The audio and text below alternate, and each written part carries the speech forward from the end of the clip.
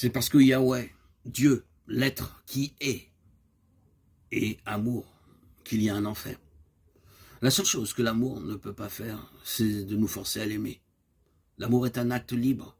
La perversité, c'est la perversité de la liberté inscrite dans l'essence même du sujet qui se ferme et s'enferme dans son refus d'aimer, c'est-à-dire dans son refus de l'autre. Pas d'autre que moi. Non serviam. Je ne servirai pas. Je ne reconnaîtrai pas que l'autre existe. Je suis, et tout le contraire du moi enfermé en lui-même. Il est un je suis avec toi, un je suis tourné vers le Père, un je suis en relation. C'est ce que essayeront d'exprimer les théologiens en parlant de l'unité trinité, l'unitrinité, l'unitrine, c'est-à-dire d'une réalité qui est relation, fondement de tout ce qui existe et de toute relation. Relation dont on trouve un écho matériel au cœur même des atomes. Aucun atome n'existe en soi et pour soi. Rien n'existe par soi et pour soi-même. Tout existe en interconnexion et en interrelation.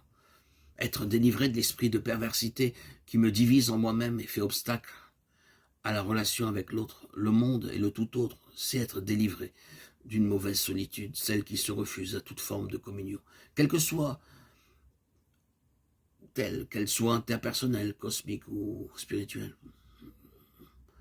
Être délivré de ce mauvais esprit, c'est retrouver notre Saint-Esprit, le souffle profond qui fait le lien entre tout ce qui vit et respire.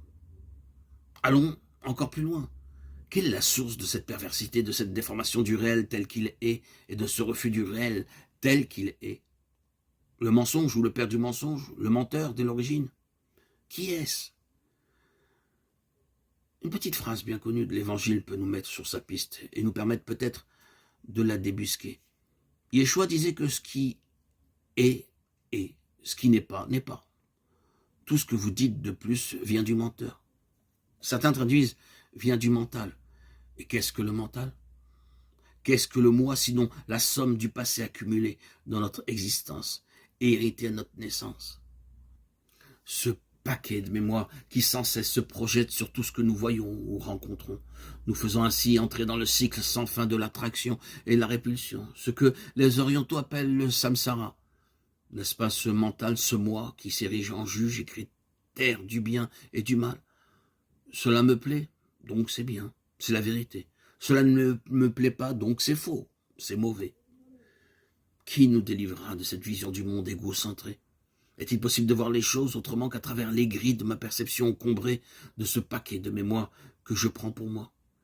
Ce que nous dit l'Évangile, et ce que nous rappelle Yeshua dans sa prière, c'est que moi, ce n'est pas moi, mais je suis. Et c'est à travers la vision de je suis que je peux percevoir les choses telles qu'elles sont, sans jugement a priori ou a posteriori, sans rien y ajouter, sans rien y enlever. Les choses sont ce qu'elles sont, ni plus ni moins. Le reste, c'est du mental, de la projection, de l'illusion. Je suis ce que je suis, ni plus ni moins. Le reste, c'est moi, le paquet de mémoire auquel je m'identifie. Et je demande au Père, à la source de toute vérité, de m'en délivrer. Être délivré du mental, c'est entrer dans un grand silence. Et dans ce silence, assister à l'apparition de toutes choses. Les voir telles qu'elles sont et me connaître tel que je suis. Ce silence du corps, de l'intelligence et du cœur est lumière. Dans cette lumière, nous voyons la lumière.